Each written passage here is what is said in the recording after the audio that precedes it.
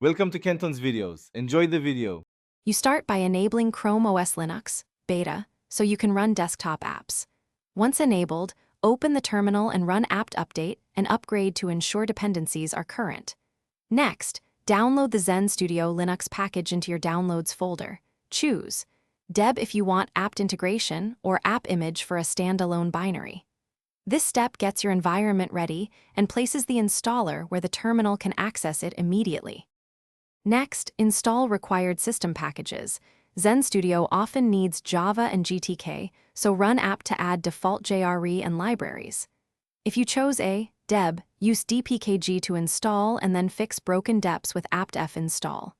If you chose an app image, make it executable and run it directly.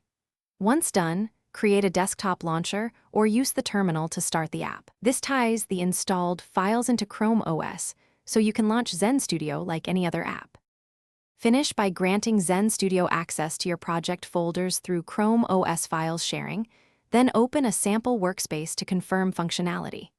If performance lags, return to Linux settings and bump disk or CPU allocation, then restart the container. If the app fails to launch, run it from the terminal to read error output. That tells you whether a missing library or permission is the cause. This single troubleshooting step narrows problems quickly so you can apply a targeted fix. Thanks for watching. Consider subscribing if we helped you.